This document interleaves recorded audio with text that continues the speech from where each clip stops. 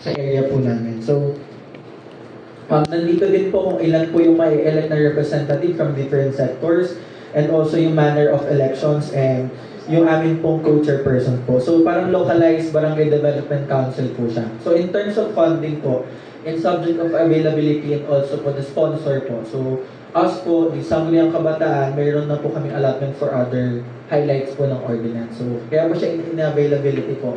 For us to also po assess if may sobra pong budget and also may partner po kami na pwede pong tumulong in maximizing and exercising partnership din po siya. Congratulations, ha. First time, no,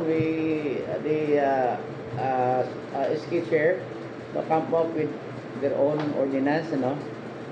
Siya pa lang ho namin nakitang lahat ng SK kasi the SK chair is the member of isang barangay. So, nung gumawa siyang kanyang ordinansa, first time natin na naka-encounter ng ganito, na kayo na mismo ang gumagawa rin ng ordinansa. Kasi sa mga SK, wala pa kaming napansin na gumagawa sila ng mga ganitong ordinansa o resolution for them. No? Napaganda ng ginawa mo, no, SK. Kaya gusto kong ayusin para maging model ito sa ibang mga barangays. Di ka ba pwede rin po, no? Kaya dito sa appropriation, para sa akin, no, there's no need for that Bakit? Kasi nga po meron na kayong doon sa inyong SK funds, di ba? Magkano ba ang pondo ngayon ng Batasan Hills? Huwag mong sabihin, huwag mong isigaw. Masyadong malaki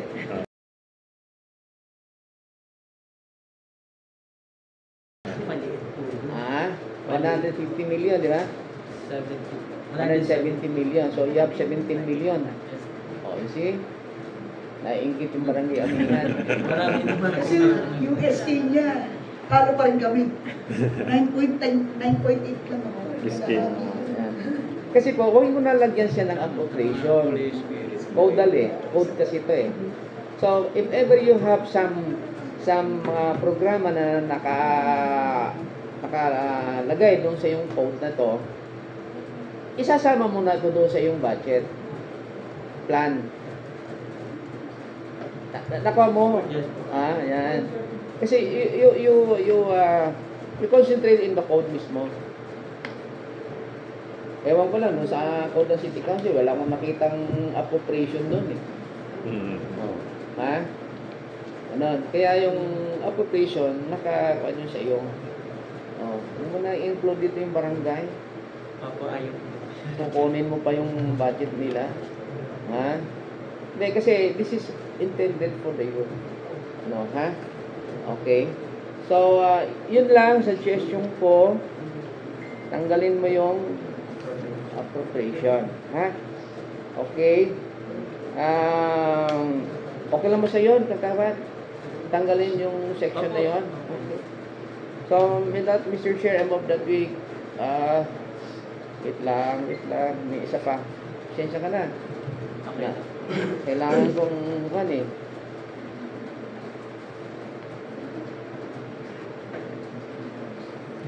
Parang yung ordinance, ba may publication pa? May record ng publication. Nasa kanila yung balik mo. Wait lang. Dito po sa ordinansa SK, hinahanap ko yung dispo, yung wait lang. Saan ko ba makita yun? Now therefore, wala.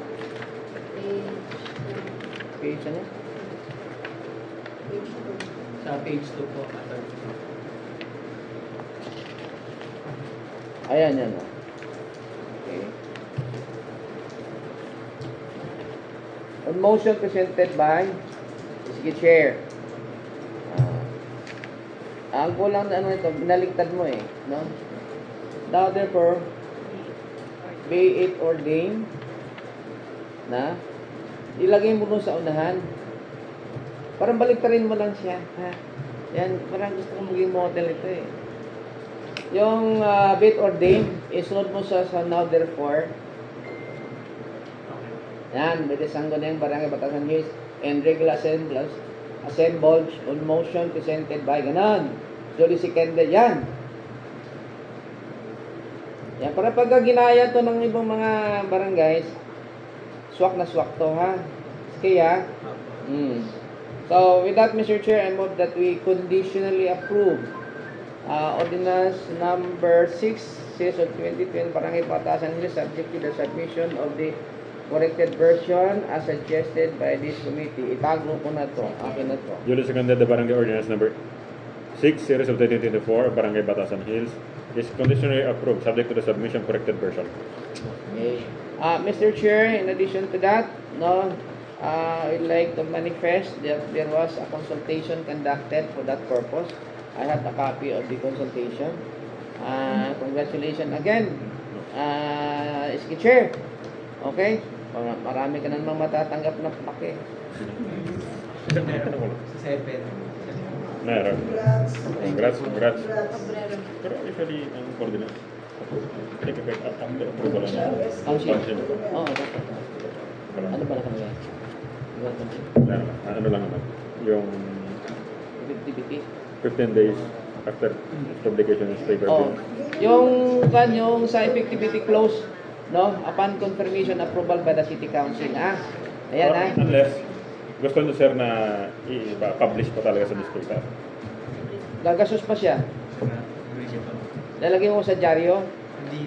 O, lagay, magpo-post ka lang mo sa yung barangay. Di ba, mayroong kan doon? Bulletin board. Tapos, doon sa simbahan nyo. Di ba, ganun? Ulitin ko lang po yung upon confirmation of the city council. This ordinance shall take effect after approval / confirmation by the city council.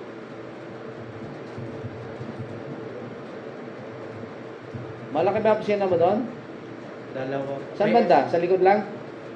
Yung office ko po sa dulo po ng Kagawad. Tapos sa lumang barangay po yung SK Mall. Punta ko doon, second floor eh. Sa dulo po. Dulo po. Sige. Bisita po kayo doon. Ay, lagi ako bibisita doon, walang kape. Meron po. Makape po kami. Okay. Sige, anong oras ka pa nandun? Mapasok ka, di ba? Saan ka mapapasok? Ako po. School? Nagma-masters na po ako. Oo, nung mamasters na siya. Wala master namin yung kape. Scholar po ni Mayor. Sige. Good luck, ha? Good luck. If you need Good job, our good job. help, if you need my help, maraming kaming pwedeng ikon sa inyo sa SK. Ha? Okay. Pa-schedule po kami. Sige. Thank you po. Permission to live po. Okay, Thank you po. Graduate. Morning po. Gagayahan na yan ng pag-asa. Nakikinig yung mga dalawang sekretary dyan. Yan eh. Nangunguha yan ng nangungopia yan mga yan eh. SK ha. Kaibiganin mo yung taga-bagong pag-asa. Mas malaki rin yung kanilang kan. Tuturuan niya yung SK niya. Okay? Thank you po, Atty. Okay, boss. Thank you. Nagkaroon naman ng lunch. Next item, mamaya. Next item from Barangay of the